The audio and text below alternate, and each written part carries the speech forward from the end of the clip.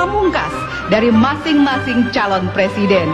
Kami mohon para calon presiden untuk maju ke panggung menyampaikan pesan penutupnya. Baik, kami persilakan kepada bapak-bapak calon presiden untuk kemudian rapat menuju ke panggung utama.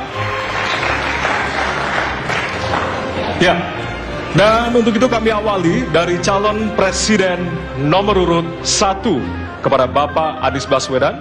Waktu Anda 2 menit, dimulai dari sekarang. Di sini. Silakan.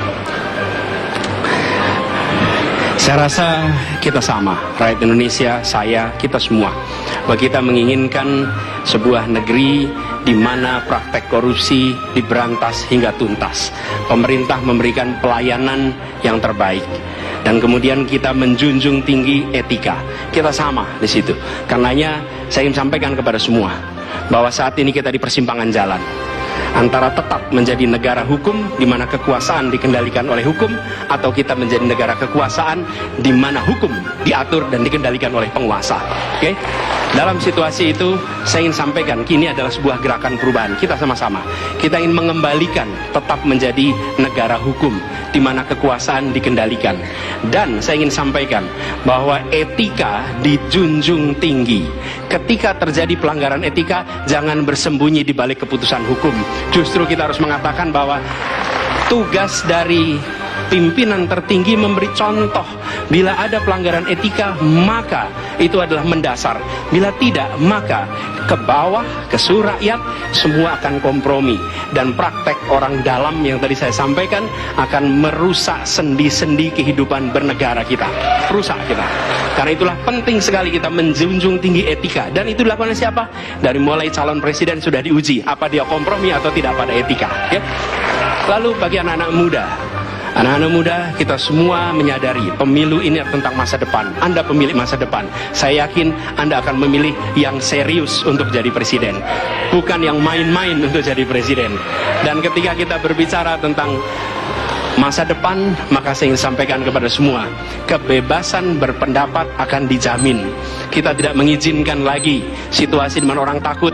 Maka itu saya sampaikan, Wakanda no more, Indonesia forever. Waktu Anda habis, Bapak. Baik, selanjutnya kami persilakan calon presiden nomor urut 2, Bapak Prabowo Subianto, untuk menyampaikan pernyataan penutup. Waktu Anda 2 menit, dimulai dari sekarang. Terima kasih, saudara-saudara sekalian.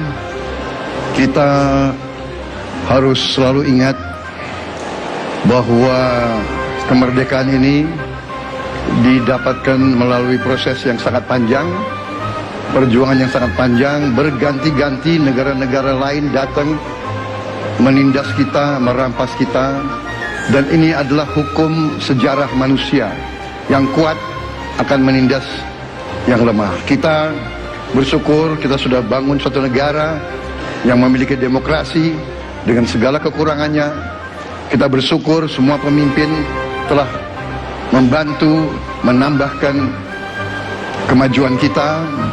Kita ingin lebih maju, kita ingin lebih baik, kita ingin lebih adil, kita ingin hilangkan kemiskinan, dan kita ingin hilangkan korupsi.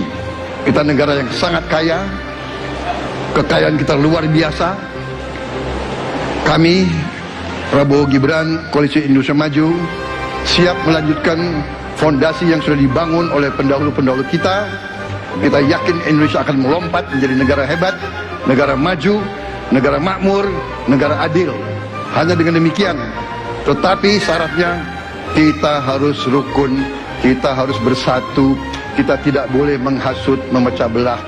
Kita tidak boleh untuk kepentingan sesaat, untuk kepentingan jangka pendek, untuk kepentingan diri kita, kelompok kita. Kita tidak boleh mengorbankan persatuan, kesatuan, kerukunan bangsa Indonesia. Hanya dengan kerukunan, hanya dengan kearifan, hanya dengan kebersihan jiwa, tidak dengan permainan kata-kata retorika, tapi sungguh cinta tanah air, Indonesia akan maju. Habis, negara Bapak. hebat. Terima kasih. Terima kasih. Baik. Ya. Dan yang terakhir kita kita akan menuju ke calon presiden nomor urut 3, Bapak Ganjar Pranowo. Waktu Anda 2 menit dimulai dari sekarang. Terima kasih. Ini panggilan sejarah buat Ganjar Mahfud. Ganjar seorang anak polisi berpangkat tidak tinggi, bertugas di kecamatan. Pak Mahfud, bapaknya pegawai kecamatan. Kalau kita berada pada momentum yang sama, kami dan Pak Mahfud ini adalah orang kecil yang kalau bapaknya rapat kira-kira anggota Forkompimcam. Kami hanya di level kecamatan. Kami telah terbiasa mencoba mendengarkan keluh kesah rakyat. Panggilan sejarah inilah yang kemudian coba kita klasifikasi dari seluruh persoalan yang muncul. Bagaimana kita memberikan afirmasi kepada kelompok rentan. Ada kelompok perempuan, penyandang disabilitas, anak-anak, termasuk manula. Mereka butuh perhatian yang lebih.